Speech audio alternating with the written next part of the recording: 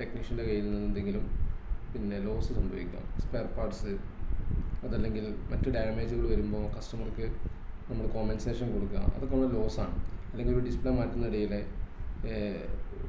അത് spare damage ആയിട്ട് വീണ്ടും അധികം ഒരു ഡിസ്പ്ലേയും കൂടി യൂസ് ചെയ്യേണ്ടി വരിക, അല്ലെങ്കിൽ അധികം സ്പെയർ പാർട്സ് യൂസ് ചെയ്യേണ്ടി വരിക, അതൊക്കെ നമ്മുടെ ലോസിലാണ് ഉൾപ്പെടുത്തേണ്ടത്. കസ്റ്റമറുടെ ഭാഗത്തു നിന്നും ആ ഒരു സ്പെയർ പാർട്സിനുള്ള അല്ലെങ്കിൽ ആദ്യം പറഞ്ഞ എസ്റ്റിമേറ്റിലുള്ള എമൗണ്ട് മാത്രമേ കിട്ടുള്ളൂ. മറ്റത് നമ്മുടെ സർവീസ് ലോസാണ്. അതെങ്ങനെയാണ് ഒരു സർവീസിൽ രേഖപ്പെടുത്തുക എന്നുള്ളതാണ്. സാധാരണ ഇതിൽ സർവീസ് ലോസ് എപ്പോഴും ജോബ് ക്ലോസ് ചെയ്യുന്നതിന് മുന്നേ ആയിരിക്കും സംഭവിക്കുക. ജോബ് ക്ലോസ് ചെയ്യുന്നതിന് മുന്നെയാണ് സർവീസ് ലോസ് രേഖപ്പെടുത്തേണ്ടത്. അപ്പോൾ അങ്ങനെ വരുന്ന സമയത്ത് നമുക്ക് അതെങ്ങനെ രേഖപ്പെടുത്തുക നോക്കാം. അപ്പോൾ ജോബ് ക്ലോസ് ചെയ്യുന്നതിന് മുന്നായിട്ട് ഇവിടെ സർവീസ് ലോസ് എന്ന് പറഞ്ഞിട്ട് ഒരു ഓപ്ഷൻ കാണും. അത് ക്ലിക്ക് ചെയ്യുന്ന സമയത്ത് രണ്ട് രൂപത്തിൽ ഒന്ന് സർവീസ് ലോസ് ആസ് ക്യാഷ് എന്നുണ്ട്, സർവീസ് ലോസ് ആസ് ഐറ്റം എന്നുണ്ട്. സർവീസ് ലോസ് ആസ് ക്യാഷ് എന്ന് പറഞ്ഞാൽ നമ്മൾ കോമ്പൻസേഷനായിട്ട് ക്യാഷ് ഒക്കെ കൊടുത്ത് കോമ്പൻസേറ്റ് ചെയ്യുന്ന കേസ് വരും.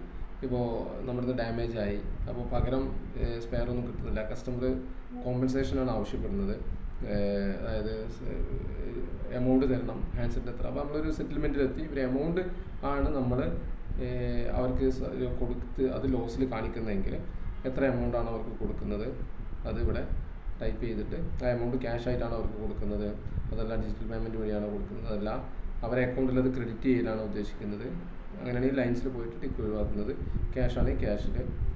അപ്പോൾ എത്ര എമൗണ്ട് ആണ് നമ്മൾ കോമ്പൻസേഷൻ അല്ലെങ്കിൽ ലോസ് ആയിട്ട് കൊടുക്കുന്നതെങ്കിൽ അത് ലൈനാണെങ്കിൽ ലൈനിൽ ക്രെഡിറ്റിലാണെങ്കിൽ ഇത് ടിക്ക് ഒഴിവാക്കി ക്രെഡിറ്റിലായ അവരെ അക്കൗണ്ടിൽ അത് ക്രെഡിറ്റ് ചെയ്ത് കൊടുക്കും, അവർക്ക് അങ്ങോട്ട് കൊടുക്കാനുള്ളത് പോലെ. പിന്നീടുള്ള അഡ്ജസ്റ്റ്മെൻറ്റിൽ ഇപ്പോൾ ഡീലേഴ്സൊക്കെ ആണെങ്കിൽ അങ്ങനെ ആയിരിക്കും, പിന്നീടുള്ള അഡ്ജസ്റ്റ്മെൻറ്റിൽ അഡ്ജസ്റ്റ് ചെയ്യാനായിരിക്കും. അതല്ല അവർക്ക് ക്യാഷ് ആയിട്ട് അപ്പം തന്നെ കൊടുക്കുന്നുണ്ടെങ്കിൽ ഈ ക്യാഷിൽ ഈ എമൗണ്ട് ടൈപ്പ് ചെയ്യുന്നു, അതല്ല ഡിജിറ്റൽ പേയ്മെൻ്റ് ആണെങ്കിൽ ഡിജിറ്റൽ പേയ്മെൻറ്റിൽ ടൈപ്പ് ചെയ്യാം. ഏതായാലും പേയ്മെൻറ്റ് മെത്തേഡ് കാണിച്ചു തന്നേ ഉള്ളൂ. എമൗണ്ട് ആണെങ്കിൽ അങ്ങനെയാണ് ചെയ്യാം. ഇനി അതല്ല കൂടുതലും നമുക്ക് സംഭവിക്കാം സ്പെയർ പാർട്സ് ആയിരിക്കും. അപ്പോൾ നമ്മുടെ സ്റ്റോക്കിലുള്ള സ്പെയർ ആയിരിക്കുമല്ലോ നമ്മൾ യൂസ് ചെയ്യാം. അപ്പോൾ സ്റ്റോറിൽ നിന്ന് ആ ഒരു സ്പെയർ പാർട്സ് ഇവിടെ ആഡ് ചെയ്യണം. നോർമൽ കേസിൽ നമ്മൾ സ്പെയർ ആഡ് ചെയ്യുന്നത് നമുക്കറിയാം ടേക്ക് ഫോർ ജോബ് എന്ന ഓപ്ഷനിലൂടെയാണ് നോർമൽ സ്പെയർ പാർട്സ് ആഡ് ചെയ്യുക. ആ ആഡ് ചെയ്യുന്ന സ്പെയർ പാർട്സ് നമുക്ക് എന്ത് ചെയ്യുന്നതാണ്, നമുക്ക് കസ്റ്റമറുടെ സർവീസ് ചാർജിൻ്റെ കൂടെ ആഡ് ചെയ്ത് കസ്റ്റമറിൽ നിന്ന് നമുക്ക് ലഭിക്കുന്നതാണ്. എന്നാൽ ലോസ് ആയിട്ട് എക്സ്ട്രാ നമ്മൾ യൂസ് ചെയ്യുന്ന സ്പെയർ പാർട്സിൻ്റെ എമൗണ്ട് നമ്മൾ ഒരിക്കലും സർവീസ് ചാർജിൻ്റെ കൂടെ അല്ലെങ്കിൽ അത് കസ്റ്റമറിൽ നമുക്ക് കിട്ടുന്നതല്ല. അതുകൊണ്ട് തന്നെ അത് സർവീസ് ലോസിലെ ഈ ഒരു ഓപ്ഷൻ വഴിയാണ് ചെയ്യേണ്ടത്. സർവീസ് ലോസ് ആസ് ഐറ്റം, അതായത് service loss as store item, ഇതിലൂടെയാണ് അത് ആഡ് ചെയ്യേണ്ടത്. അങ്ങനെ ആഡ് ചെയ്യുമ്പോൾ നമ്മുടെ സർവീസ് ചാർജിൻ്റെ കൂടെ അത് വരില്ല. കസ്റ്റമർക്ക് ഡെലിവറി ചെയ്യുന്ന സമയത്ത് ഈ എമൗണ്ട് ഈ സ്പെയറിൻ്റെ കോസ്റ്റ് അവിടെ കാണിക്കില്ല. ഇത് നമ്മുടെ സർവീസ് ലോസിൽ പോകും. എന്നാൽ സ്റ്റോക്കിൽ നിന്ന് കുറയുകയും ചെയ്യും. സ്റ്റോക്കിൽ നിന്ന് കുറയുകയും ചെയ്യണമല്ലോ. അപ്പോൾ കുറയണം. അതുപോലെ കസ്റ്റമറിൻ്റെ ഡെലിവറിയിൽ ആ എമൗണ്ട് വരാനും പാടില്ല. എന്നാൽ നമ്മുടെ എക്സ്പെൻസിൽ അല്ലെങ്കിൽ സർവീസ് ലോസ് എന്ന് പറഞ്ഞ എക്സ്പെൻസിലേക്ക് അത് വരും വേണം. അതിനാണ് സർവീസ് ലോസ് ആസ് ഐറ്റം. അപ്പോൾ ഏതാണ് സ്റ്റോർ ഐറ്റം നമ്മുടെ ആഡ് ചെയ്യുന്നത് സ്റ്റോക്കിലുള്ളത്? ഇതൊരു എക്സാമ്പിളിന് വേണ്ടിയിട്ടാണ്.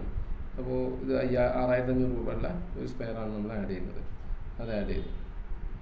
ഇനി വേറെ എന്തെങ്കിലും സ്പെയർ ആഡ് ചെയ്യുന്നെങ്കിൽ, ഒന്നിലധികം സ്പെയർ ആഡ് ചെയ്യുന്നെങ്കിൽ ഇങ്ങനെ ആഡ് ചെയ്ത് പോകാം. ഓക്കെ. അപ്പോൾ ഇതിൻ്റെ റിമാർക്സ് കാണിക്കണമെങ്കിൽ സ്പെയർ എമൗണ്ട് ഇതാണ് വരുന്നത്. റിമാർക്സ് എന്തെങ്കിലും കാണിക്കുന്നുണ്ടെങ്കിൽ നമ്മളെ കോസ്റ്റാണ്, സ്പെയറിൻ്റെ കോസ്റ്റാണ്, അതാണ് നമുക്ക് എക്സ്പെൻസ് ആയിട്ട് വരിക. മറ്റത് ഇതതിൻ്റെ സെല്ലിംഗ് പ്രൈസാണ്. 6000 രൂപയിൽ 6500 നമ്മൾ സ്പെയർ ഇട്ട് കൊടുക്കുന്നത്. അപ്പോൾ നമുക്ക് യഥാർത്ഥത്തിൽ നമുക്ക് ഒരു നഷ്ടം വരിക നമ്മുടെ കോസ്റ്റാണ്. അപ്പോൾ അതാണ് സ്പെയർ എമൗണ്ട്, ഇതാണ് നമ്മുടെ കോസ്റ്റായിട്ട് നമ്മുടെ ലോസിലേക്ക് വരിക. എന്തെങ്കിലും റിമാർക്സ് എന്തുകൊണ്ടാണെന്നൊക്കെയുള്ള റിമാർക്സ് വേണമെങ്കിൽ കാണിക്കാം. എന്നിട്ട് ഇത് സേവ് ചെയ്യും.